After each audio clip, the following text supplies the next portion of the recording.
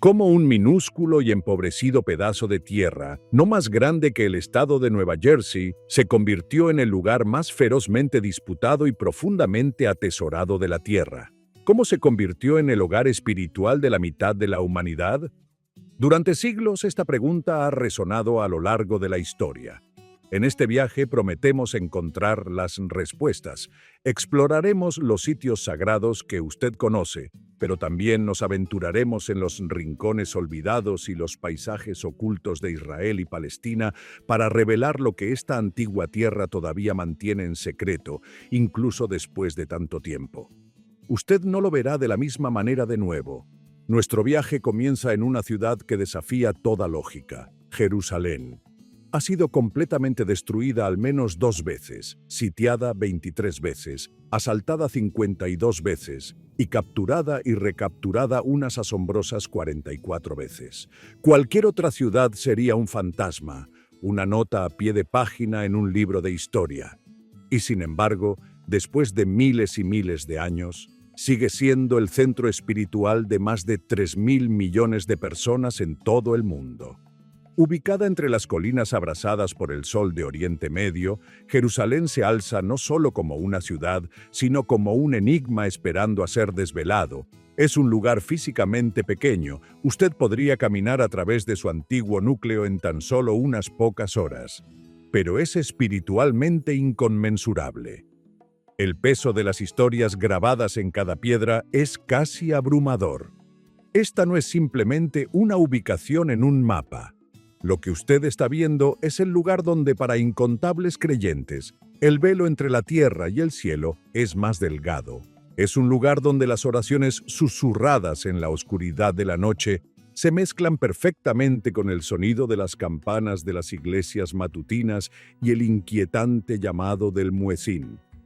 Es aquí donde 3 de las grandes religiones del mundo, el judaísmo, el cristianismo y el islam, trazan sus pasos sagrados de vuelta a este mismo suelo. No es solo un espacio compartido, es un enredado sistema de raíces de la creencia. Cada fe abre una puerta diferente a un laberinto de profundidad espiritual, un dédalo tejido con hilos de historia, profunda esperanza y un profundo y únicamente humano anhelo de conexión con algo más grande que nosotros mismos. La cuestión es que esta ciudad no debería existir de la manera en que lo hace. A través de siglos de incesante conflicto, de muros derribados solo para ser reconstruidos, Jerusalén todavía se mantiene en pie. Y su fundación no es solo piedra y mortero, está construida sobre un espíritu inquebrantable. Perdura en el tranquilo y parpadeante resplandor de la devoción a la luz de las velas, en la emoción cruda de los peregrinos que tocan sus antiguos muros por primera vez, sus lágrimas fluyendo como si finalmente hubieran hecho contacto con algo más allá de la lógica, más allá del alcance del tiempo mismo. Estar aquí es sentir la inmensa gravedad de la historia humana. Pero el verdadero secreto de Jerusalén no está solo en sus famosas cúpulas y muros, está escondido en los detalles. Por ejemplo, toda la ciudad tiene un resplandor único y dorado, especialmente al amanecer y al atardecer. Esto no es un accidente de la naturaleza, es por diseño. Una ley municipal que se remonta a la era del mandato británico requiere que todos los edificios estén revestidos con una piedra caliza extraída localmente conocida como Piedra de Jerusalén. Esta ley crea una impresionante unidad visual, haciendo que la ciudad moderna se sienta tan antigua como los muros originales. Es un sutil pero poderoso recordatorio de que aquí el presente siempre se construye con las piezas del pasado. La ciudad es un museo viviente, pero también una bulliciosa y moderna metrópolis donde la vida, en toda su caótica belleza, continúa.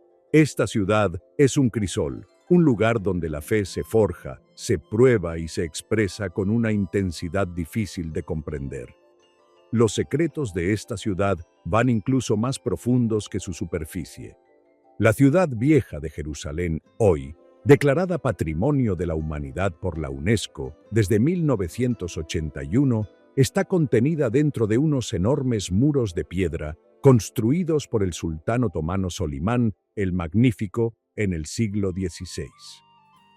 Pero dentro de esos muros, la ciudad está dividida aún más en 4 barrios distintos. Usted tiene los barrios judío, cristiano, musulmán y armenio.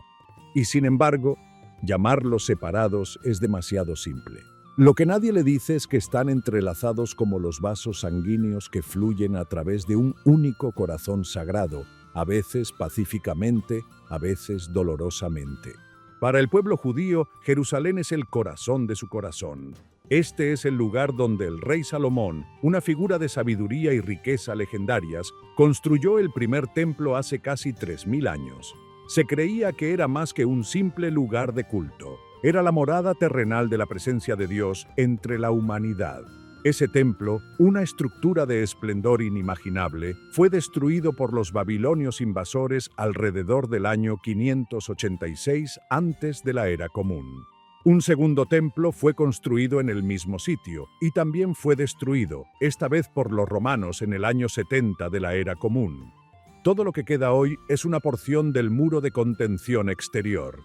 Pero este muro, conocido en todo el mundo como el Muro Occidental o el Muro de los Lamentos, se ha convertido en algo más. Es un símbolo eterno de la resistencia judía, el pacto y la fe inquebrantable. Estar ante él es presenciar un profundo y continuo acto de devoción. Aquí se susurran oraciones, se derraman lágrimas y pequeños trozos de papel doblados que llevan esperanzas, sueños y súplicas se meten entre las masivas y antiguas piedras, como cartas entregadas directamente a los cielos. Lo asombroso es la pura escala de ello. La porción visible tiene cerca de 190 pies de largo, pero la mayoría del muro, casi 1600 pies de él, está oculta bajo tierra. Usted puede, de hecho, tomar un tour a través de túneles subterráneos que recorren la longitud del muro, donde usted puede tocar piedras que no han visto la luz del día en 2000 años, algunas pesando más de 500 toneladas. Es una asombrosa proeza de la ingeniería antigua. Para los cristianos, Jerusalén es un mapa viviente de los momentos más cruciales de su fe. Es un lugar de peregrinación, constantemente vivo con las pisadas de los fieles que vienen a caminar por el sendero de Jesucristo. Es aquí donde Él pasó sus momentos finales y dramáticos en la tierra. Aquí cargó su cruz hasta el Gólgota, fue crucificado, y donde se cree que la tumba vacía marca su resurrección de entre los muertos. Todos estos eventos sagrados, la crucifixión, el entierro y el levantamiento, son conmemorados bajo el techo de un solo, extenso y algo caótico edificio, la Iglesia del Santo Sepulcro. Millones de peregrinos de cada rincón del mundo vienen aquí para inclinarse ante la piedra de la unción, donde se dice que su cuerpo fue preparado para el entierro. El aire dentro de la iglesia está cargado con el olor a incienso y el murmullo bajo de la oración en una docena de idiomas diferentes. Es un momento profundamente espiritual que parece aquietar el mismo aire dentro de la antigua iglesia. Lo que es fascinante y dice mucho sobre Jerusalén es que la iglesia misma es compartida, a menudo contenciosamente, por 6 denominaciones cristianas diferentes. El delicado equilibrio es tan frágil que las llaves de la iglesia han sido confiadas a una familia musulmana durante siglos, una tradición destinada a mantener la paz. A lo largo de Jerusalén, cada piedra parece llevar la huella de las pisadas de Jesús.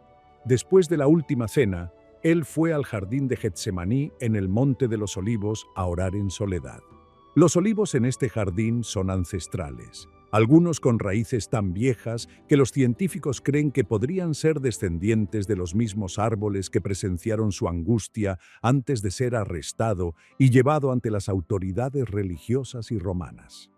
A la mañana siguiente, Él cargó su cruz a lo largo de la estrecha y sinuosa Vía Dolorosa, el Camino de los Dolores, hasta el Gólgota, donde fue ejecutado en un acto final de sacrificio por la salvación de la humanidad. 3 días después, según la creencia cristiana, Él resucitó de entre los muertos. Este es el triunfo de la vida sobre la muerte, la mismísima fundación de la fe cristiana. Por eso, cada esquina, cada cúpula y cada escalón desgastado en Jerusalén no es solo un rastro histórico, sino un lugar rebosante de fe, y un poderoso sentido de anhelo que atrae a millones en tranquila reverencia y profunda reflexión. El barrio musulmán es el más grande y más poblado de los cuatro.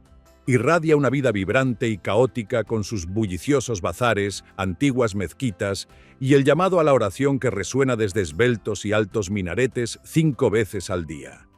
Para los musulmanes, Jerusalén es Al-Quds, el Santo, y es su tercera ciudad más sagrada después de la Meca y Medina. Es el punto de partida de uno de los viajes más milagrosos en el Corán, el Isra y Miraj. Según la tradición, fue desde una roca sagrada en el monte del templo, o Haram al-Sharif, el noble santuario, que el profeta Mahoma fue llevado por el ángel Gabriel en un corcel alado hacia los cielos para encontrarse con Dios y los profetas que vinieron antes que él.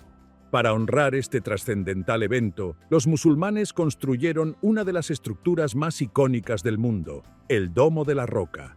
Su radiante cúpula dorada, que en realidad está cubierta con una delgada capa de oro real, es visible desde casi todos los rincones de la ciudad vieja, erigiéndose como un faro de fe eterna contra el cielo azul. Junto a ella se alza la mezquita de Al-Aqsa, un lugar de inmensa importancia para la oración comunal. Y luego está el barrio armenio. Es el más pequeño, el más tranquilo y, sin embargo, en muchos sentidos, uno de los más notables y perdurables. Escondida detrás de antiguos muros de piedra y monasterios ancestrales, la comunidad armenia es como una nota baja, constante y hermosa en la vibrante sinfonía de esta ciudad sagrada. Ellos no buscan atención ni aclamación. Sin embargo, han conservado fielmente su idioma único, sus rituales antiguos y su fe ancestral durante más de 1500 años. La cuestión es que fueron la primera nación en adoptar el cristianismo como religión estatal, allá por el año 301 de la era común. En una ciudad moldeada por incontables culturas y poderosos imperios, el barrio armenio sigue siendo un testimonio de una lealtad inquebrantable a las propias raíces. Se siente como si cada piedra aquí conociera las historias de aquellos que nunca gritaron su presencia, sino que vivieron firmemente según su propia verdad, una llama tranquila que ha continuado ardiendo a través de todos los vientos del tiempo. Estos 4 barrios son un microcosmos de las grandes religiones del mundo, apiñadas en un espacio menor a 1 kilómetro cuadrado. Pero la historia no termina en los muros de la ciudad. Asciende una colina cercana, un lugar de finales y comienzos. A tan solo una corta caminata del corazón de la ciudad vieja, cruzando el Valle del Cedrón, se encuentra el Monte de los Olivos. Esta no es solo una colina con una bonita vista, es un sitio sagrado venerado con increíble intensidad por las 3 principales religiones monoteístas. Sus laderas están cubiertas por un extenso y antiguo cementerio, y su pico ofrece uno de los panoramas más icónicos e impresionantes de Jerusalén. Durante miles de años, este ha sido un lugar profundamente conectado con ideas de juicio, redención y el fin de los días. Para los judíos, el Monte de los Olivos es el cementerio de uso continuo más antiguo del mundo. Durante más de 3000 años, ha sido el lugar de descanso final más buscado. Hoy en día, más de 150.000 almas están enterradas aquí, todas puestas a descansar mirando hacia el monte del Templo en Jerusalén. La razón de esta orientación específica es una poderosa creencia arraigada en la profecía. Se cree que cuando venga el Mesías y comience la resurrección de los muertos, aquellos enterrados en el Monte de los Olivos serán los primeros en levantarse. Las piedras son un testimonio silencioso y en espera de esta fe inquebrantable en una redención final y gloriosa.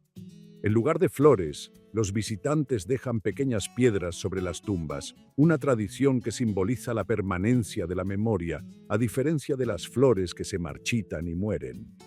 Para los cristianos, esta montaña está íntimamente ligada a los días finales de Jesús. Como mencionamos, en su base se encuentra el jardín de Getsemaní, donde Jesús oró con sus discípulos antes de su arresto. La pura antigüedad de los olivos nudosos y ancestrales aquí es asombrosa. Más arriba en la ladera está la Capilla de la Ascensión. Es una estructura pequeña y sin pretensiones que tiene un inmenso significado. En su interior, se cree que una losa de piedra lleva la última huella de Jesús en la tierra, marcando el mismo lugar desde el cual ascendió al cielo 40 días después de su resurrección. Es un lugar de profunda finalidad y esperanza que conmemora el momento en que partió de este mundo. Para los musulmanes, el Monte de los Olivos también ocupa un lugar crucial en su comprensión del fin de los tiempos. Ellos creen que en el día del juicio, un puente, más fino que un cabello y más afilado que una espada, se extenderá a través del valle desde el Monte de los Olivos hasta el Monte del Templo. Se dice que los justos podrán cruzar este puente de forma segura hacia el paraíso, que estará al otro lado. Esta creencia convierte el paisaje mismo en un escenario para el drama final y divino de la humanidad. Lo que muchos pasan por alto es que esta única colina contiene el peso de 3 visiones diferentes de la eternidad. Es un lugar donde el pasado está enterrado, donde el presente viene a reflexionar y donde 3 fes miran hacia una futura redención. Desde esta posición ventajosa, usted puede captar verdaderamente el denso tapiz de la creencia que hace que esta tierra sea tan única. El dorado domo de la roca, los campanarios de las iglesias y los antiguos muros de la ciudad se extienden ante usted, un panorama no solo de una ciudad, sino de la fe humana misma. La vista es un poderoso recordatorio de que, si bien las creencias pueden diferir, el suelo sobre el cual se construyen estas esperanzas es compartido. El Monte de los Olivos sirve como un guardián silencioso, vigilando la ciudad, manteniendo los recuerdos del pasado y las promesas del futuro. Desde este monte de profecía, nuestro viaje nos lleva a un pequeño pueblo a solo unas millas de distancia. Un lugar no de finales, sino de un comienzo que cambió el mundo. Ubicada a solo 6 millas al sur de Jerusalén, un viaje que debería tomar minutos, pero que a menudo puede tomar horas debido a los puestos de control, se encuentra Belén. Es una pequeña ciudad que tiene un significado inmenso, casi desproporcionado, tanto religiosa como políticamente. Según la antigua tradición, esta es la ciudad de David, el pastor que se convirtió en el legendario rey de Israel. Su historia, un cuento clásico del desvalido, preparó el escenario para el destino de esta ciudad. Pero lo que es más importante, y para miles de millones de personas en todo el mundo, se cree que Belén es el lugar de nacimiento de Jesucristo. Este único evento, que se dice que ocurrió en un humilde pesebre porque no había sitio en la posada, cambiaría para siempre el curso de la historia humana. Por esta razón, la ciudad es venerada como la cuna de la fe cristiana. Es un lugar que simboliza la humildad, la esperanza y la idea de que algo que sacude al mundo puede provenir de los orígenes más modestos. En el corazón de la Belén moderna se alza la magnífica iglesia de la Natividad. Este no es un monumento reciente. Fue originalmente encargada en el siglo IV por orden del emperador Constantino el Grande, el primer emperador romano en convertirse al cristianismo. Esto la convierte en una de las iglesias de funcionamiento continuo más antiguas del mundo. Ha sobrevivido a invasiones, terremotos y el paso implacable del tiempo, permaneciendo como un testigo poderoso y estoico de la historia. Debajo del altar principal, en una gruta subterránea, se encuentra el punto focal de la devoción. Una estrella de plata de 14 puntas está incrustada en el suelo de mármol. Esta estrella marca el lugar exacto donde, según una tradición que se remonta a casi 2 milenios, Cristo nació. Cada año, cientos de miles de peregrinos fieles de todas las naciones de la tierra se reúnen aquí. Ellos esperan pacientemente en largas filas para arrodillarse, tocar la estrella, orar, cantar y conmemorar la magia y el misterio de la primera noche de Navidad. El aire en la gruta está espeso con reverencia, un momento compartido de asombro que trasciende el idioma y la cultura. Sin embargo, Belén no es solo un lugar que preserva una luz sagrada y antigua. Para decirlo suavemente, también es una ciudad que lucha con una dura realidad moderna. Es una ciudad profunda y profundamente afectada por el conflicto israelí-palestino en curso. La cosa de la que no se puede escapar en Belén hoy es el imponente muro de separación de hormigón. Esta barrera, que Israel dice que es por seguridad y los palestinos llaman un muro de apartheid, serpentea a través de la ciudad. En algunos lugares tiene más de 26 pies de altura, el doble de la altura del muro de Berlín. Atraviesa vecindarios, separa a los agricultores de sus olivares y divide a las personas de sus familias, su trabajo y sus esperanzas. Y luego, en medio de losas de hormigón frías y grises, emerge otra voz.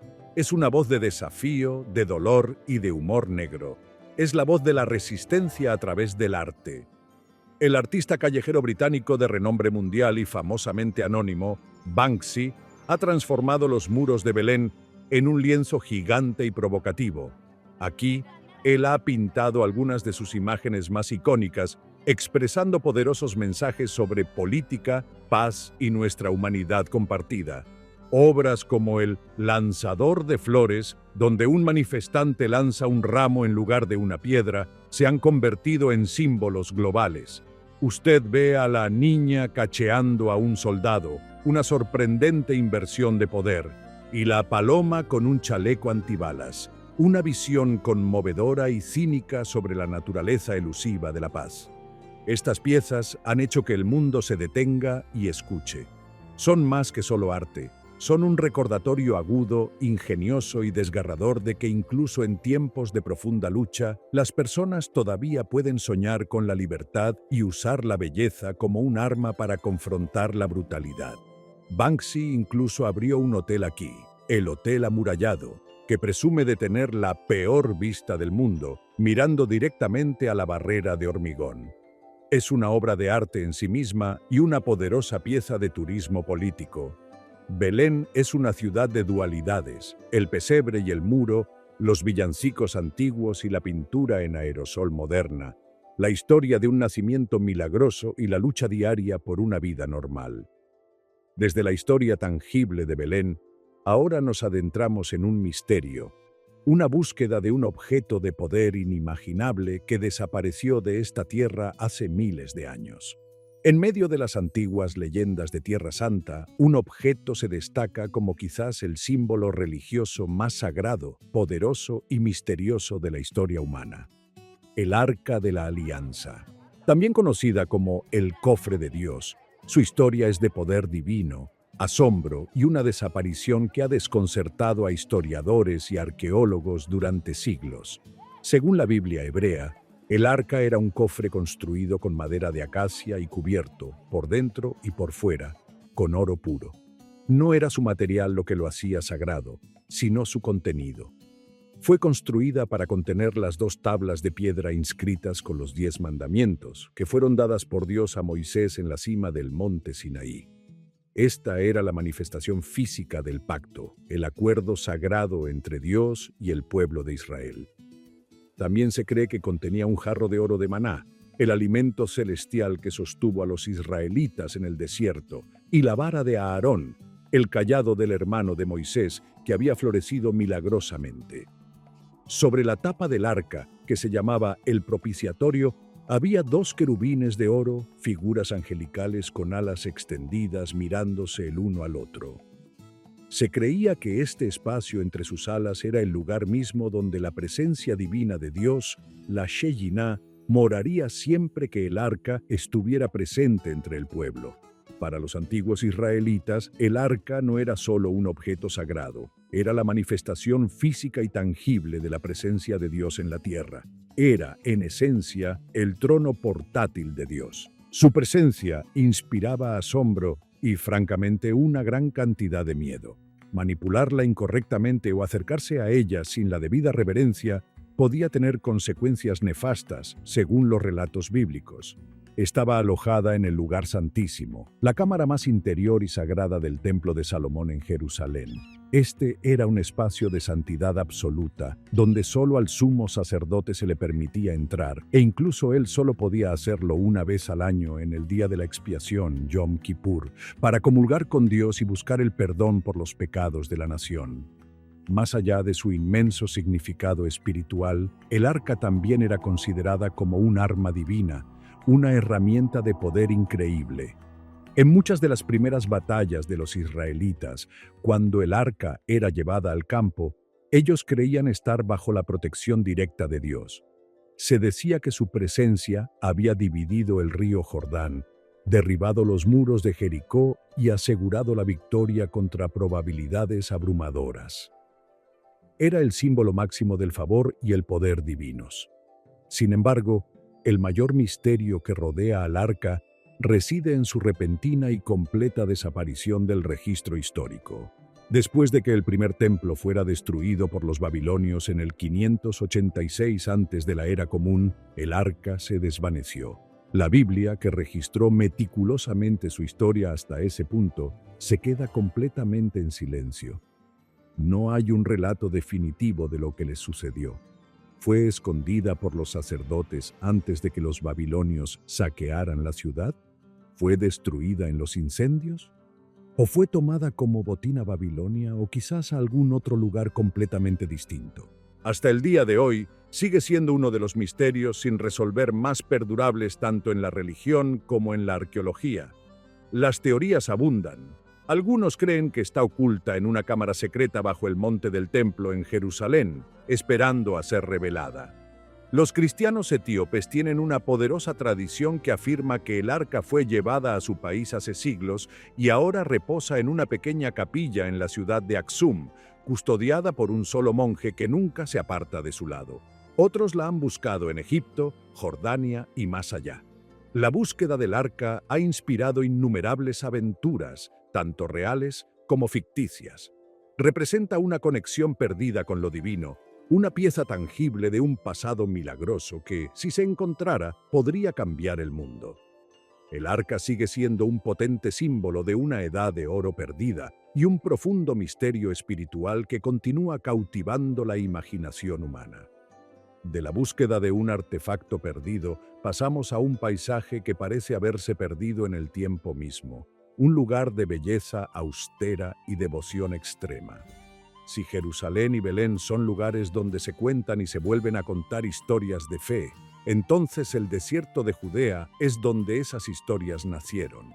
Este es el paisaje de los profetas, un lugar de intenso silencio, prueba espiritual y devoción inquebrantable.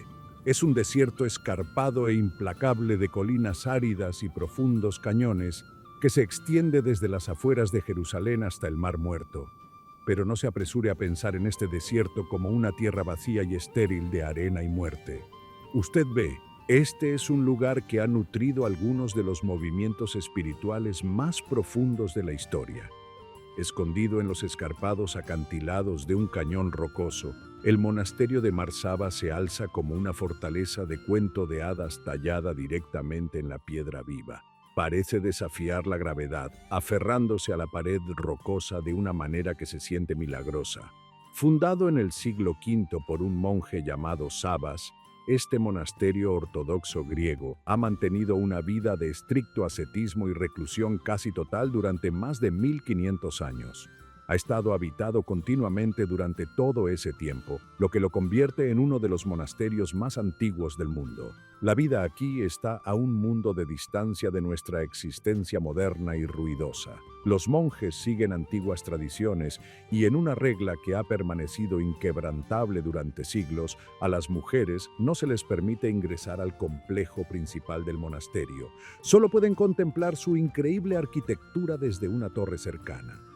En el mundo hiperconectado de hoy, Mar Saba se siente como un sueño silencioso, un lugar donde el alma humana busca la comunión con lo divino no a través del ruido y la ceremonia, sino a través de la soledad, la contemplación y el poder abrumador del silencio. No muy lejos de allí, un oasis de verde aparece en el paisaje desértico, marcando la ubicación de Jericó. Esta no es cualquier ciudad, es ampliamente considerada como la ciudad habitada continuamente más antigua del mundo entero. Las excavaciones arqueológicas han revelado evidencia de asentamiento aquí que se remonta a más de 10.000 años. Es un lugar que ha visto el amanecer de la civilización misma.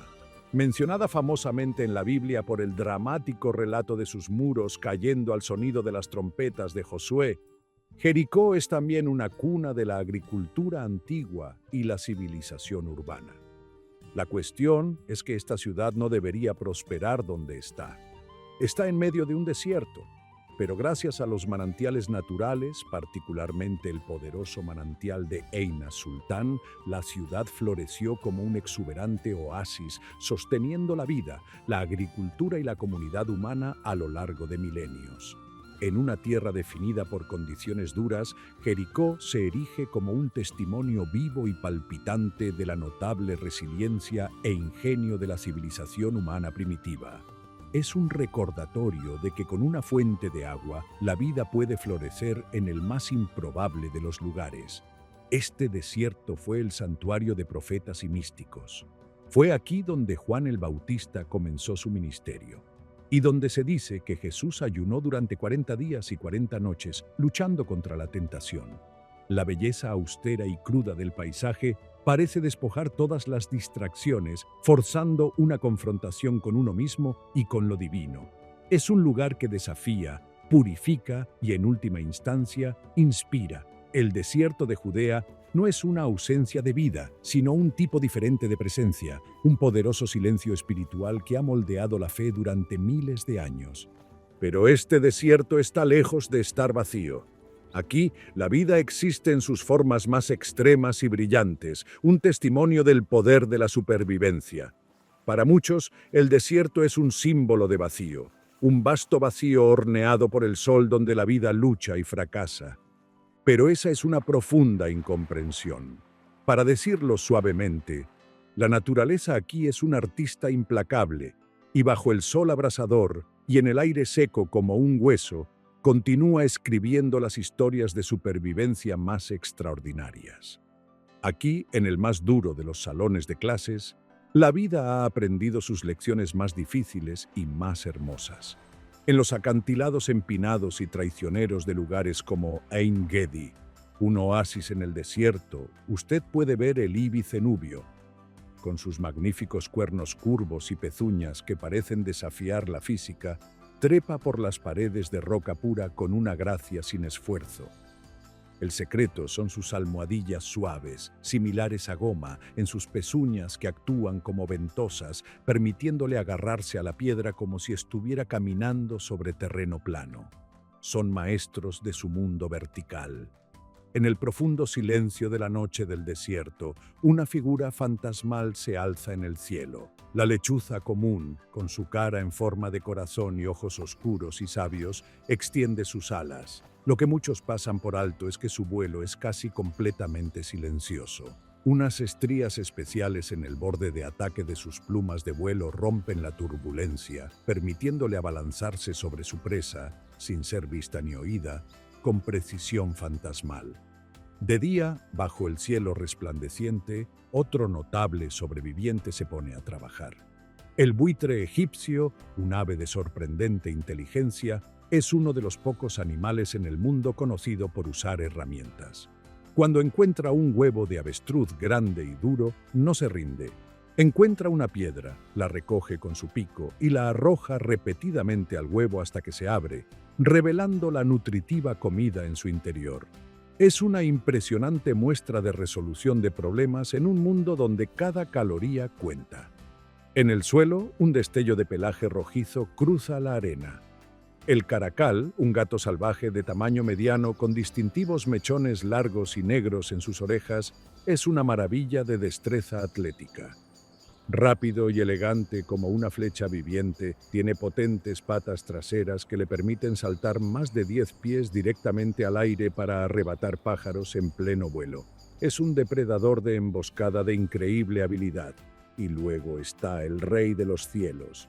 El halcón peregrino, el animal más rápido de todo el planeta, establece su hogar en estos acantilados del desierto. Cuando divisa a su presa desde lo alto, entra en un picado de caza o un planeo.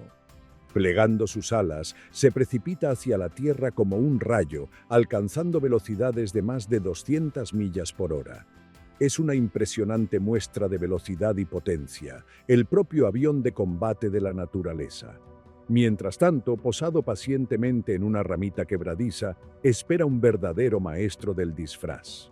El camaleón. Esta criatura es una obra de arte viviente. Cambia su color no solo por camuflaje, sino para regular su temperatura corporal y para señalar su estado de ánimo a otros camaleones. Sus ojos son aún más increíbles. Pueden rotar y enfocar de forma independiente, permitiéndole mirar en dos direcciones a la vez. Y cuando detecta un insecto, su lengua, que a menudo es más larga que su propio cuerpo, se dispara con cegadora velocidad para atrapar su comida en un abrir y cerrar de ojos. Todas estas criaturas notables son prueba viviente de que la vida no solo soporta en el desierto, prospera, se adapta y evoluciona en formas de genio impresionante. La vida nunca se rinde, ni siquiera aquí.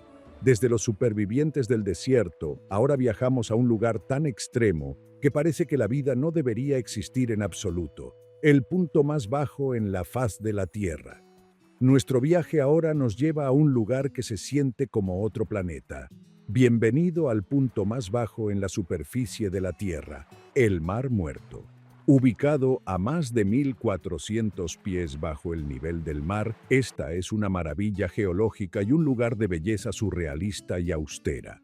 El aire aquí es denso y brumoso, y la luz del sol se siente diferente, filtrada a través de una atmósfera más densa. A pesar de su dramático nombre, el Mar Muerto no es en realidad un mar. Es un lago hipersalino, una enorme masa de agua anidada entre las fronteras de Israel, Palestina y Jordania en el corazón del valle del Rift del Jordán. Su nombre proviene de su ambiente extremo.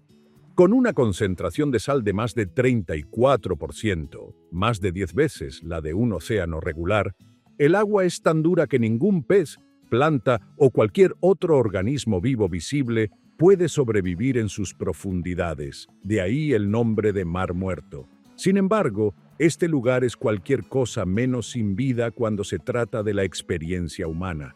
Su contenido mineral increíblemente rico crea un fenómeno fascinante y encantador. El cuerpo humano se vuelve boyante sin esfuerzo.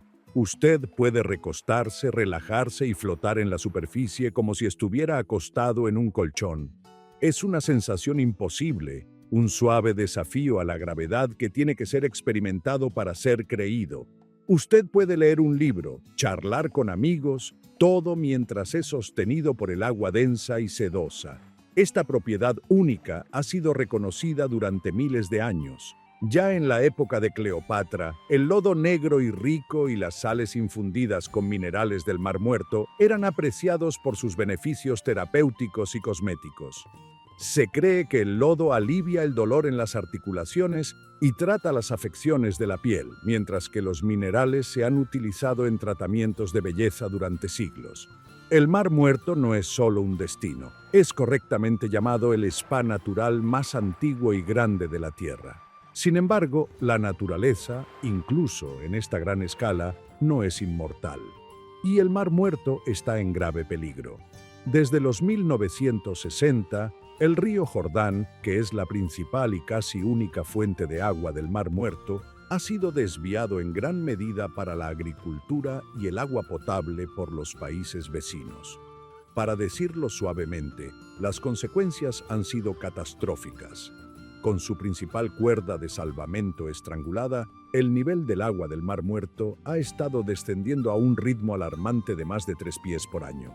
A medida que la costa retrocede, ha dejado un paisaje que es a la vez hermoso y aterrador.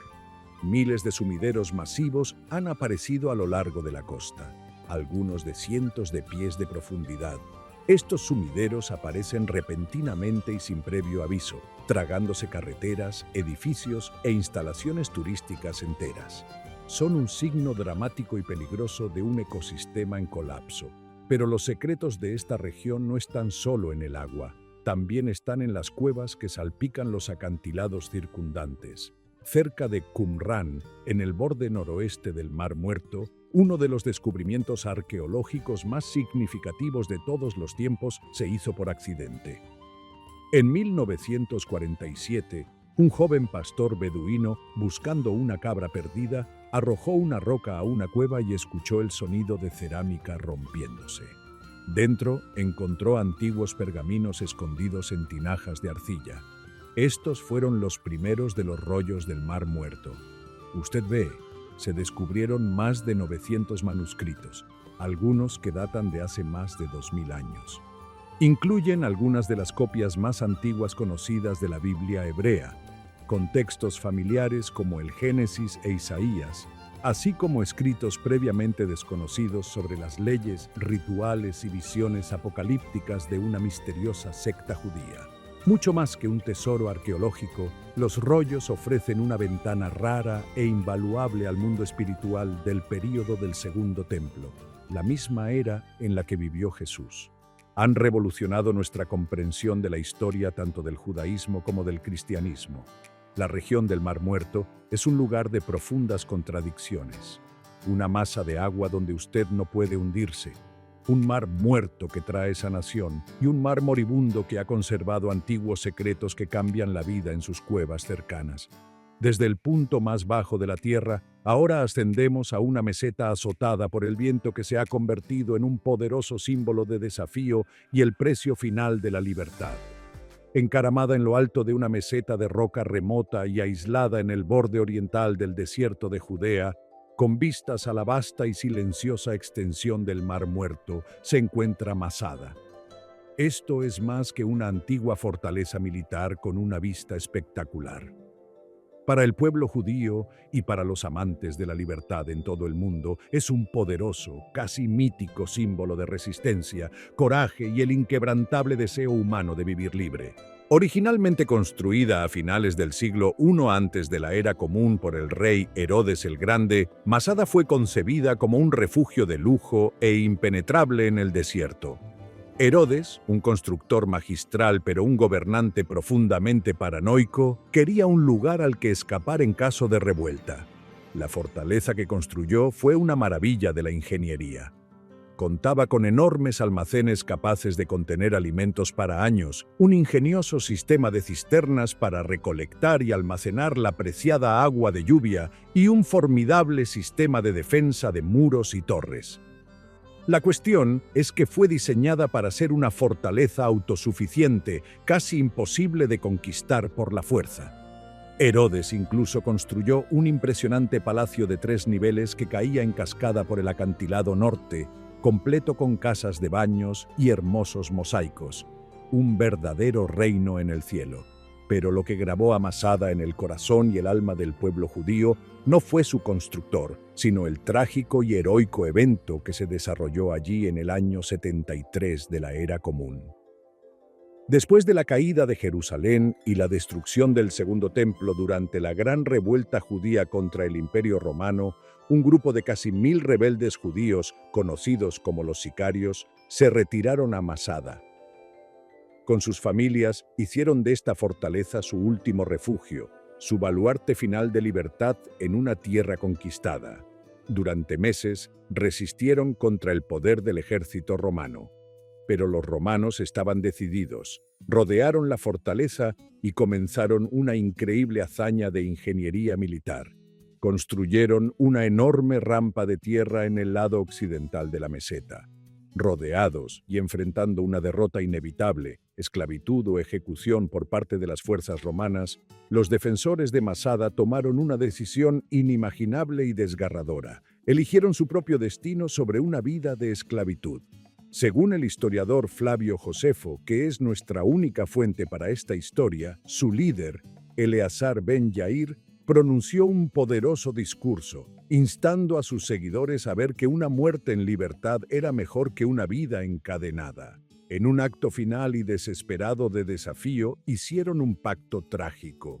No permitirían a los romanos la satisfacción de la victoria. Cuando los romanos finalmente rompieron los muros, no fueron recibidos con combatientes, sino con un silencio profundo e inquietante. Encontraron que los defensores se habían quitado la vida, una declaración final y solemne de que la libertad valía más que la vida misma. Hoy, Masada es reconocida como un sitio del Patrimonio Mundial de la UNESCO.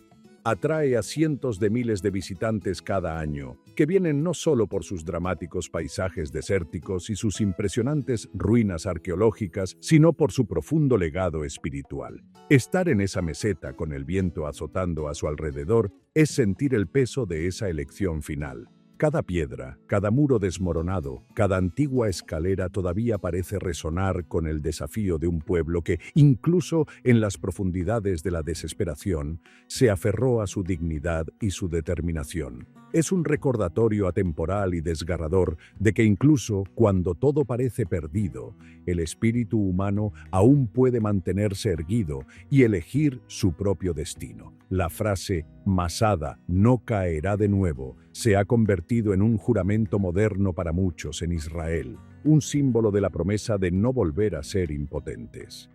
Desde este monumento a la historia humana, viajamos al sur a un lugar que es un monumento al tiempo geológico mismo, una maravilla tallada por la naturaleza durante millones de años. Nuestro viaje ahora nos lleva a lo profundo del corazón del duro y árido desierto del Negev en el sur de Israel. Aquí, en esta extensión aparentemente interminable de roca y arena, emerge un espectáculo impresionante. Es tan vasto y tan surrealista que se siente como pisar la superficie de otro mundo.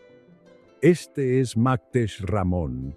Es un colosal cráter de erosión en forma de media luna, una cicatriz masiva en la faz de la Tierra.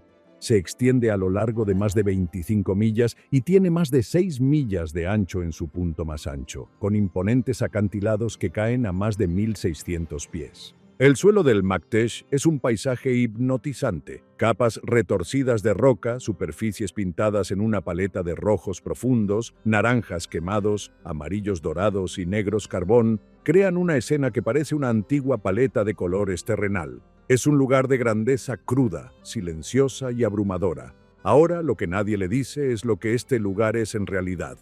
Maktesh Ramon no es un cráter volcánico, aunque su forma podría sugerirlo. Tampoco es el resultado de un impacto de meteorito. En realidad, es una formación geológica rara y magnífica que se encuentra solo en el desierto del Negev y algunos otros lugares en la península del Sinaí. La palabra hebrea Maktesh en realidad se traduce como mortero, como en un mortero y mano, lo que describe perfectamente su forma. Es un circo de erosión, un valle profundo rodeado de altos acantilados. La historia de su creación es un cuento de inmenso tiempo y pacientes fuerzas naturales. Durante cientos de millones de años, esta área estuvo cubierta por un océano. Capas de sedimento se endurecieron en roca.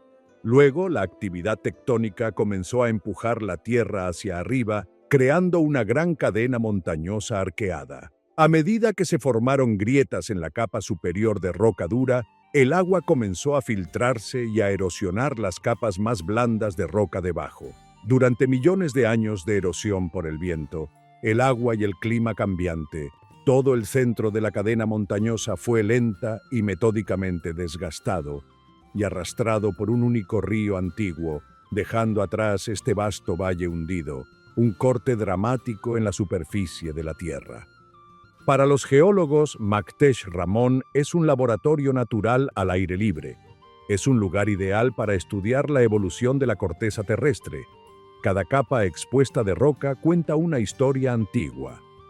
Estas capas revelan la historia de mares prehistóricos que una vez cubrieron la región, la evidencia de cambios tectónicos que abarquillaron la superficie del planeta y la historia de cómo el tiempo mismo está grabado en la materia por las fuerzas implacables de la naturaleza. Usted puede ver antiguas intrusiones volcánicas, amonitas fosilizadas y coloridas formaciones de arenisca.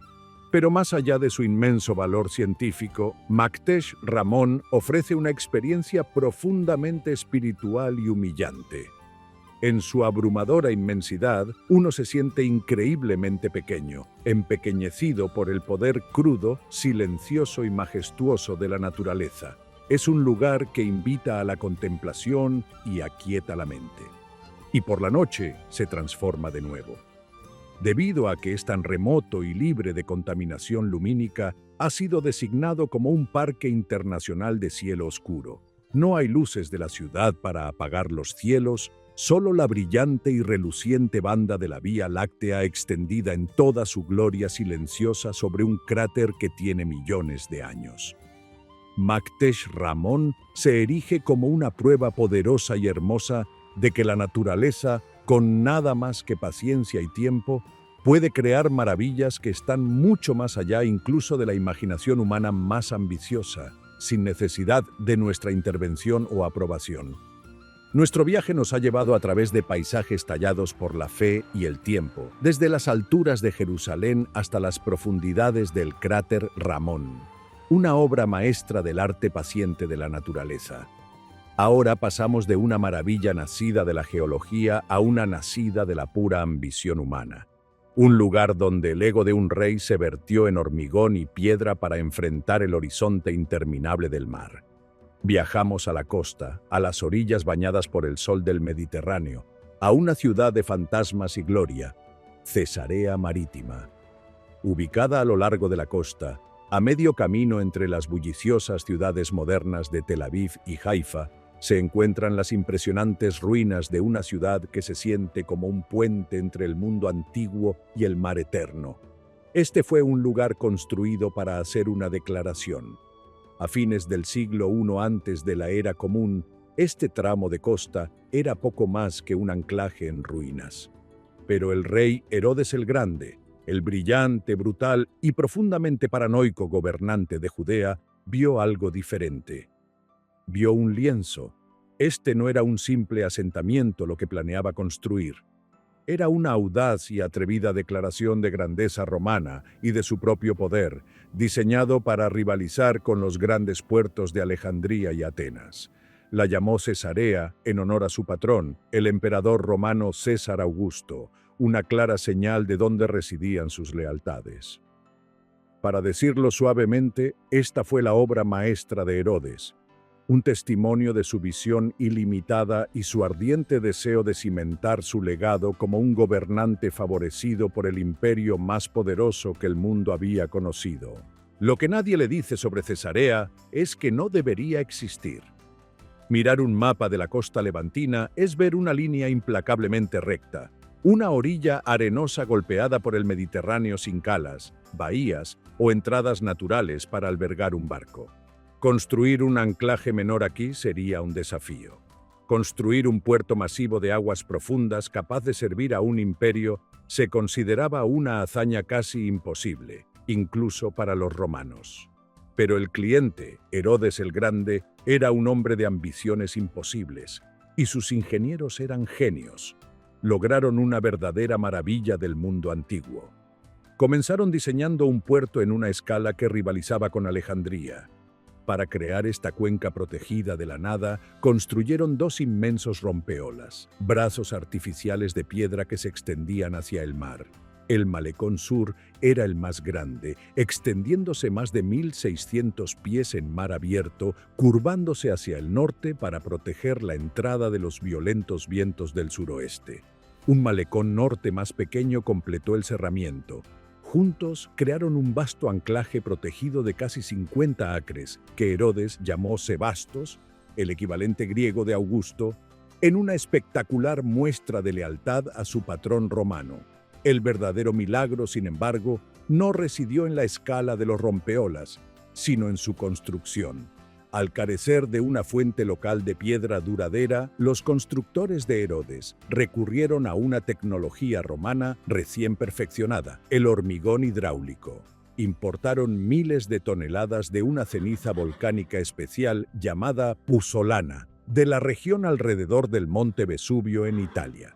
Al mezclar esta ceniza con cal, agua y escombros, crearon un hormigón con una propiedad casi mágica. Se fraguaría y endurecería bajo el agua. Los ingenieros construyeron colosales encofrados de madera, esencialmente enormes cajas estancas del tamaño de pequeños edificios, las remolcaron a sus ubicaciones precisas y las hundieron. Luego, día y noche, los trabajadores vertieron la mezcla de hormigón en estos moldes sumergidos. El Mediterráneo mismo se convirtió en un colaborador en su propia conquista, ya que el agua de mar desencadenó la reacción química que fusionó la mezcla en una masa sólida y resistente al agua, más fuerte y más duradera que la piedra de cantera. Fue una hazaña tan notable, tan adelantada a su tiempo, que sus secretos todavía están siendo estudiados por arqueólogos marinos, que se maravillan ante los bloques monolíticos que han desafiado al mar durante 2 milenios. El puerto fue un triunfo, capaz de albergar cientos de barcos a la vez y transformar esta costa adormecida en un centro vital y bullicioso para el comercio, el poder militar y el intercambio cultural en toda la cuenca mediterránea. Pero el puerto fue solo el comienzo. Sobre él, Herodes construyó una ciudad a la altura de su esplendor, una metrópolis reluciente de mármol blanco y piedra caliza pulida que habría cegado los ojos de cualquier marinero que se acercara desde el mar. Esta fue Cesarea Marítima, una ciudad construida sobre un plano de cuadrícula romana con calles anchas y columnatas y un sofisticado sistema de alcantarillado subterráneo que utilizaba las mareas oceánicas para limpiar la ciudad. Había un gran teatro romano, con sus asientos escalonados tallados en la costa, ofreciendo una vista perfecta e impresionante del agua azul profundo. Aquí, el público podía ver tragedias griegas y comedias romanas, las voces de los actores llevadas por la brisa marina. Él construyó un hipódromo masivo, un estadio en forma de U de más de 1000 pies de largo, su pista corriendo paralela a la costa. El trueno de los cascos de las emocionantes y a menudo mortales carreras de cuadrigas habría atraído a enormes multitudes, sus rugidos mezclándose con el sonido de las olas, rompiendo mientras las famosas facciones, los azules y los verdes, luchaban por la supremacía. Había lujosas casas de baños públicos, opulentos palacios decorados con intrincados mosaicos, y un sofisticado sistema de acueductos que desafiaba el paisaje árido. El acueducto de alto nivel fue una maravilla de la ingeniería por derecho propio, un elegante puente de arcos que marchaba por más de 10 millas a través de la llanura costera, llevando un suministro incesante de agua dulce desde los manantiales del Monte Carmelo para alimentar las fuentes, piscinas y hogares de la ciudad. Y elevándose sobre todo en la posición más prominente en la entrada del puerto, Herodes construyó un magnífico templo dedicado no a ninguna deidad judía o local, sino a Roma y al emperador Augusto. Hecho con los mejores materiales importados, fue diseñado para ser lo primero que vieran los marineros. Dentro se alzaban 2 estatuas colosales, una de Augusto modelada a partir de la legendaria estatua de Zeus de Fidias en Olimpia y otra de la diosa Roma, la personificación de la ciudad de Roma, modelada sobre la estatua de Hera de Argos. El mensaje era inconfundible y deliberadamente provocativo. Esta era una ciudad romana, un bastión de la cultura imperial y el culto pagano en las orillas de una tierra judía profundamente tradicional y a menudo rebelde. Lo que muchos pasaron por alto es que este era precisamente el punto. Cesarea fue intencionalmente diseñada como una encrucijada cultural, una polis helenística injertada en la costa de Judea. Era un lugar donde la filosofía griega, la ley romana y la tradición judía chocarían y coexistirían, a veces armoniosamente, pero más a menudo en un estado de tensión latente. Para Herodes, era una fuente de inmensa riqueza y un símbolo de su poder. Para Roma, era un punto de apoyo estratégico, que pronto se convertiría en la capital de la provincia de Judea. Pero para los judíos piadosos que contemplaban su templo pagano, sus imágenes talladas y sus sangrientos espectáculos, era un desafío profundo y profundamente ofensivo. Cesarea era más que una ciudad de mármol, era una idea manifestada en piedra, un glorioso, impresionante y en última instancia combustible experimento en el imperio. Para el pueblo judío, Cesarea ocupa un lugar complejo y a menudo doloroso en la historia. Se convirtió rápidamente en la sede de la autoridad romana en la provincia, el hogar del gobernador romano. Fue aquí donde se acuartelaron soldados romanos y fue desde aquí que se emitieron los decretos romanos. La gran población no judía de la ciudad a menudo chocaba con sus residentes judíos y estas tensiones se encendían regularmente en violencia. Lo que muchos historiadores creen es que la chispa que encendió la gran revuelta judía en el año 66 de la Era Común, la catastrófica guerra que terminó con la destrucción del templo en Jerusalén, se encendió justo aquí en las calles de Cesarea. Sin embargo, también fue un lugar de gran intercambio intelectual. Después de la destrucción de Jerusalén, se convirtió en un importante centro de aprendizaje judío, hogar de eruditos como el gran rabino Akiva, una figura clave que ayudó a dar forma al futuro del judaísmo rabínico durante siglos venideros. Para los cristianos, Cesarea es nada menos que tierra sagrada. Marca un punto de inflexión fundamental en la historia de su fe. Fue aquí, en la casa de un centurión romano llamado Cornelio, donde se dice que el apóstol Pedro tuvo una visión divina que lo cambió todo. Según se relata en el libro de los Hechos, Pedro bautizó a Cornelio y a toda su casa. Esta fue una de las primeras conversiones registradas de un gentil, un no judío, a la incipiente fe cristiana. Ese momento, justo aquí en esta ciudad romana, fue el terremoto teológico que abrió la fe al mundo en general, transformándola de una pequeña secta judía en lo que eventualmente se convertiría en una religión global. El significado cristiano de la ciudad no termina ahí. El apóstol Pablo fue encarcelado aquí durante 2 años, bajo arresto domiciliario, antes de ser enviado a Roma para ser juzgado.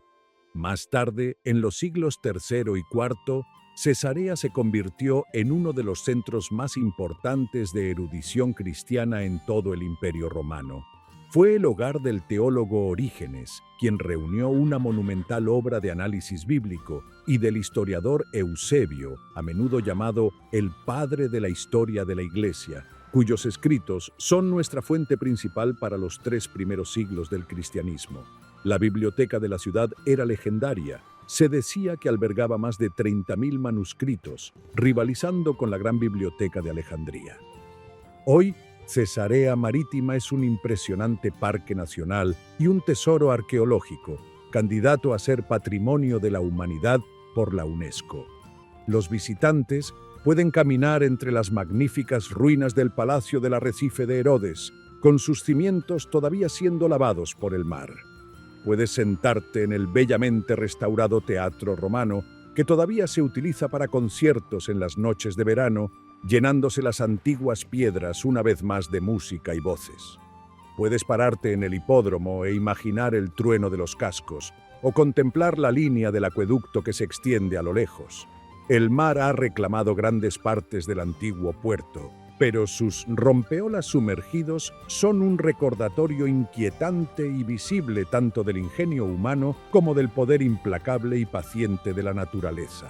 Estando aquí, con el cálido viento mediterráneo en tu rostro y el sonido de las olas resonando en las ruinas, puedes sentir el pulso de los muchos imperios que surgieron y cayeron en esta costa.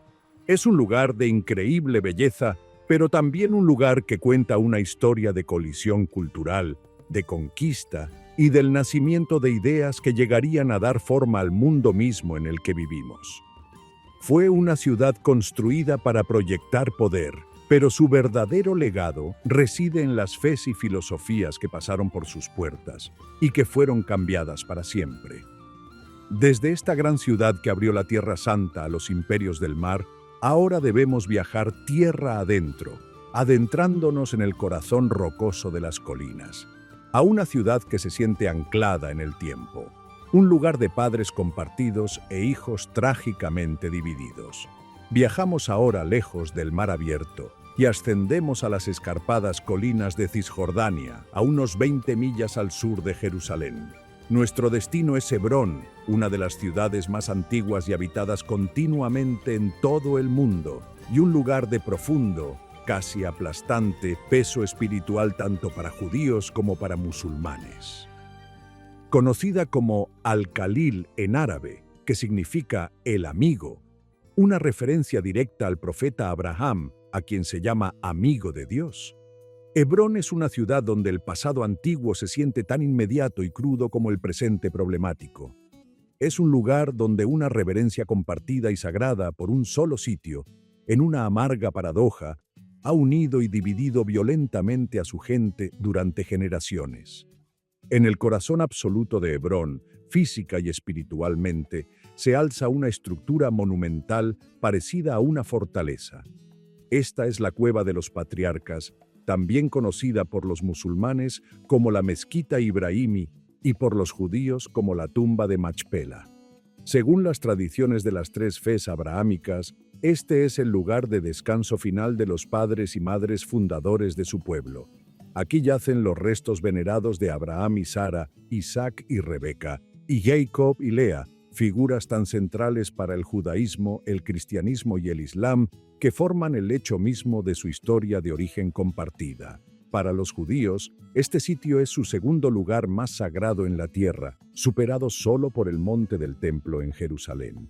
Para los musulmanes, es uno de sus destinos de peregrinación más importantes del mundo.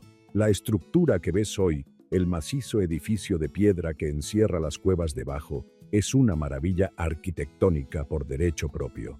Los cursos inferiores de sus imponentes muros de 70 pies de altura fueron construidos por nada menos que el rey Herodes el Grande, hace más de 2000 años. Las piedras son inmensas, algunas de más de 24 pies de largo, y están colocadas sin ningún mortero, un testimonio de su genio arquitectónico. Son exactamente del mismo estilo que las piedras de cimentación del muro occidental de Jerusalén.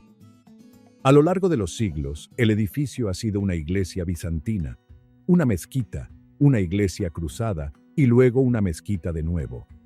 La cuestión es que la historia de este edificio es un reflejo perfecto de la historia de la tierra, una historia de fe y conquista, capa sobre capa. En el interior, el aire es denso con el aroma de la piedra antigua, las alfombras y el peso de innumerables oraciones ofrecidas a lo largo de milenios.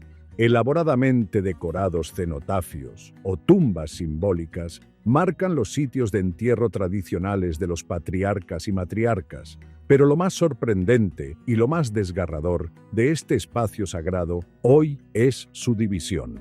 Tras un trágico evento en 1994, el sitio se dividió en secciones separadas judías y musulmanas, con puestos de control militar israelíes y vidrio, a prueba de balas que ahora dividen un espacio que una vez fue compartido. Es un lugar donde dos pueblos rezan a los mismos ancestros, a menudo a solo pies el uno del otro, sin embargo, se encuentran mundos aparte, separados por barreras de acero y miedo. Estar en Hebrón es sentir el inmenso y aplastante peso de la historia con cada paso. Es una ciudad de piedras antiguas, blanqueadas por el sol, que han absorbido las oraciones, el comercio, el derramamiento de sangre y las lágrimas de milenios. El aire mismo parece denso con la memoria, un lugar donde lo espiritual y lo político están tan inextricablemente entrelazados que se han convertido en uno.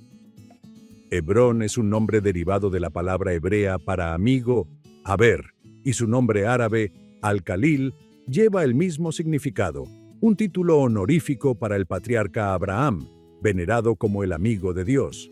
Sin embargo, esta ciudad nombrada por la amistad se ha convertido en un símbolo global de conflicto intratable, un microcosmos de la lucha israelí-palestina en su forma más cruda y dolorosa. Aquí, la reverencia compartida por un ancestro común no ha forjado un puente, sino que en su lugar ha labrado un abismo de división aparentemente infranqueable. Para el pueblo judío, Hebrón es una ciudad de significado primordial, casi terrestre, una de sus 4 ciudades santas junto a las alturas celestiales de Jerusalén, el aire místico de Safed y la orilla académica de Tiberíades. Sin embargo, la santidad de Hebrón es distinta, menos preocupada por la profecía o la exégesis rabínica y más con la tierra misma. Su santidad no es una cuestión de interpretación posterior, sino que está arraigada con inquebrantable firmeza en la narrativa fundacional de la Biblia hebrea. El libro del Génesis describe con detalle meticuloso, casi legalista, cómo Abraham, el primer patriarca, un vagabundo seminómada definido por su impermanencia, buscó un lugar de descanso permanente para su amada esposa, Sara, tras su muerte. Este fue un momento de profunda transición, de una vida de promesa divina vivida en tiendas a la creación de un ancla física y eterna en el suelo de Canaán. Se acercó a los hititas de Hebrón, el poder local establecido, no como un conquistador, sino como un suplicante y un par. En una negociación pública registrada para la posteridad, compró formalmente el campo de Efrón y la cueva de Machpela dentro de él. El texto enfatiza la naturaleza transaccional de este evento. Abraham insiste en pagar el precio completo, 400 siclos de plata, moneda corriente con el mercader, asegurando que la compra sea presenciada, legalmente vinculante y más allá de futuras disputas. Esta transacción es profunda. Fue la primera pieza de la tierra prometida en ser poseída por los antepasados israelitas. Un acto que estableció una conexión permanente, fundacional e incontrovertiblemente adquirida con la tierra. Esto no fue una conquista por la fuerza, sino una compra comercial y legal, un título de propiedad que resuena a través de milenios. La cueva se convertiría en una tumba dinástica, el lugar de descanso final no solo para Sara y Abraham, sino para Isaac y Rebeca, y Jacob y Lea, los patriarcas y matriarcas que constituyen la fuente de toda una nación. Hebrón se convirtió así en la primera capital de este pueblo naciente, el sitio de su primer terreno soberano y el recipiente físico que contiene su memoria ancestral. Durante los vastos siglos que siguieron, esta conexión perduró. Una comunidad judía, a veces floreciendo bajo gobernantes benévolos y a veces menguando bajo la persecución, mantuvo una presencia continua en la ciudad. A través del dominio romano, bizantino, islámico temprano, cruzado, mameluco y otomano, permanecieron viviendo como académicos, místicos y mercaderes junto a sus vecinos musulmanes a la sombra de la tumba de sus ancestros, que a su vez había sido encerrada en una masiva estructura herodiana y luego consagrada como la mezquita ibrahimí. Esta larga y compleja historia fue de coexistencia, aunque a menudo como una minoría subordinada y protegida. Rezaban en la tumba, estudiaban en sus sinagogas y tejían sus vidas en el tejido de la antigua ciudad, viéndose a sí mismos como sus interesados originales. Esta antigua continuidad, sin embargo, fue violenta e irrevocablemente destrozada por períodos de terrible violencia, el más traumático y definitivo de los cuales fue la masacre de Hebrón de 1929. En el acalorado clima político del mandato británico, las tensiones entre las aspiraciones nacionales judías y árabes estaban llegando a un punto de ebullición. Atizados por la retórica incendiaria y los falsos rumores que circulaban desde Jerusalén sobre un complot judío para apoderarse de la mezquita de Al-Aqsa en el monte del Templo, los alborotadores árabes, enloquecidos por un frenesí religioso y nacionalista, descendieron sobre el antiguo barrio judío de Hebrón. El ataque no fue un choque espontáneo, sino un pogromo calculado y salvaje. Durante 3 días se desataron en un alboroto de asesinato, tortura y saqueo inimaginables. El horror fue íntimo y personal. Vecinos se volvieron contra vecinos. Multitudes, armadas con cuchillos y garrotes, irrumpieron en hogares que habían sido ocupados por las mismas familias judías durante generaciones y las masacraron sin piedad. Bebés fueron asesinados, mujeres fueron violadas y respetados eruditos ancianos fueron torturados antes de ser asesinados. Sinagogas, incluida la histórica sinagoga Abraham Avinu, fueron saqueadas y profanadas, y rollos sagrados de la Torá fueron rasgados y quemados en las calles. Cuando la violencia finalmente amainó, 67 judíos yacían muertos y muchos más resultaron horriblemente heridos. Los miembros sobrevivientes de la aterrorizada comunidad, con su mundo destruido, fueron evacuados por las autoridades del mandato británico. Esta evacuación, aunque destinada a salvar vidas, puso un final abrupto y brutal a una de las comunidades judías continuas más antiguas del mundo. La masacre de 1929 dejó una cicatriz profunda y dolorosa en la psique colectiva judía. Fue más que una tragedia, fue un profundo símbolo de vulnerabilidad y percibida traición que cimentó el argumento sionista de que un Estado soberano era la única garantía de seguridad judía. Las sinagogas y casas vacías en Hebrón se convirtieron en un testimonio silencioso y doloroso de un linaje truncado. Durante décadas, esta herida supuró, y la historia de la masacre se convirtió en una narrativa fundacional para el movimiento de colonos moderno. A raíz de la Guerra de los 6 Días de 1967, cuando Hebrón quedó bajo control israelí, una nueva generación de judíos vio una oportunidad no de colonización, sino de recuperación. Para ellos, establecer una presencia en el corazón de Hebrón no es una nueva empresa política, sino un deber justo, decidido y sagrado de regresar a un hogar del que su gente fue expulsada violenta e injustamente, replantando sus raíces en el mismo suelo que Abraham compró por primera vez como una herencia eterna. Para los musulmanes, la magnífica estructura construida sobre la cueva sagrada es la Mezquita Ibrahimi, un lugar de devoción profunda y profunda. Honran a Abraham o Ibrahim como un gran profeta, un antepasado del Islam y Khalilullah, el amigo de Dios. Su historia en el Corán enfatiza su inquebrantable sumisión a la voluntad de Dios, convirtiéndolo en una figura central de piedad y fe. La mezquita misma es un testimonio de las capas de historia que ha presenciado. El masivo recinto de piedra fue construido por Herodes el Grande. Más tarde se convirtió en una iglesia bizantina, luego en una mezquita tras la conquista musulmana en el siglo VII. Su interior sereno y hermoso, con sus intrincadas alfombras, el antiguo púlpito regalado por Saladino y los techos de arco alto, es un espacio de reflexión tranquila y culto comunitario. 5 veces al día, el llamado a la oración resuena desde sus minaretes, haciéndose eco a través de las piedras antiguas y los callejones estrechos y sinuosos de la ciudad vieja. El nombre árabe de la ciudad, Al-Khalil, habla de este profundo afecto y reverencia, cimentando su identidad como la ciudad del profeta Ibrahim. Es, para los musulmanes de Hebrón y el mundo islámico en general, un santuario, un lugar de inmenso poder espiritual e identidad comunitaria. Sin embargo, para decirlo suavemente, Hebrón hoy es una ciudad de división marcada, inevitable y militarizada. El terrible evento que precipitó la división formal del sitio sagrado fue la masacre de 1994. En una fría mañana de febrero durante el mes sagrado del Ramadán, un colono judío radical del asentamiento cercano de Kiryat Arba, el doctor Baruch Goldstein, entró en la mezquita Ibrahimi. Vestido con su uniforme de reservista del ejército y llevando su rifle de dotación militar, entró en la sala principal de oración, donde cientos de fieles musulmanes estaban arrodillados en medio de sus oraciones del amanecer.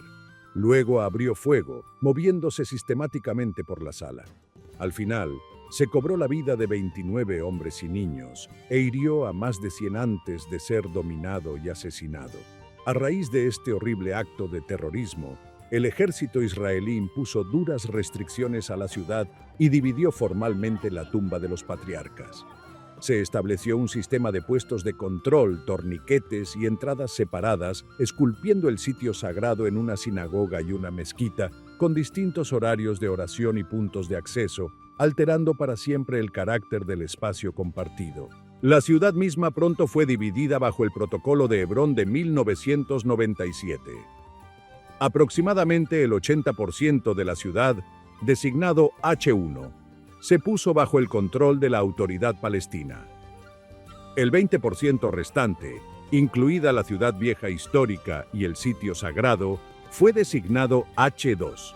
Aquí, Israel retuvo el control total de seguridad para proteger a unos pocos cientos de colonos judíos que viven en pequeños enclaves fuertemente custodiados entre decenas de miles de palestinos.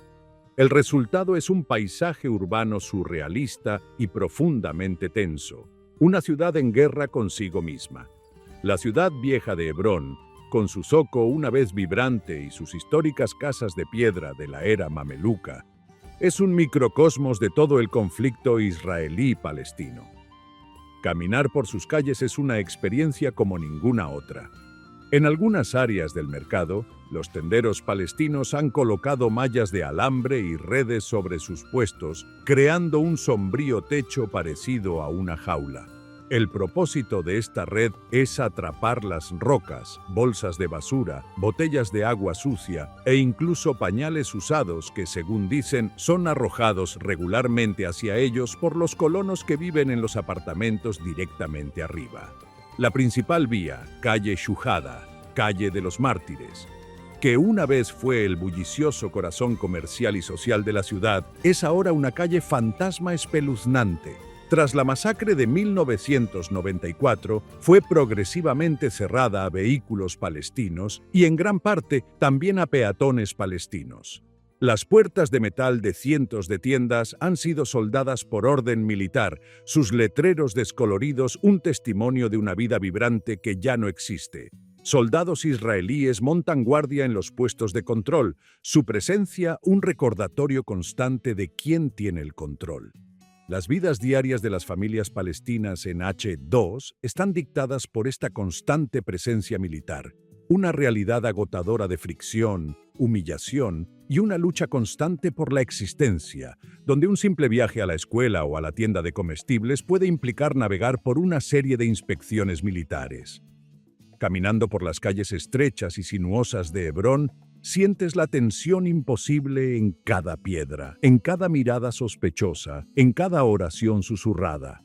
Es una ciudad que guarda la memoria sagrada de los orígenes compartidos de la humanidad, un testimonio de una época en que diferentes fes podían ver su propia historia en el mismo patriarca. Sin embargo, simultáneamente lleva las cicatrices frescas y abiertas de sus divisiones más profundas y modernas. Es un monumento vivo y respirante a la profunda complejidad de la fe, la tierra y la identidad en esta tierra antigua y santa. La paradoja es casi demasiado difícil de soportar.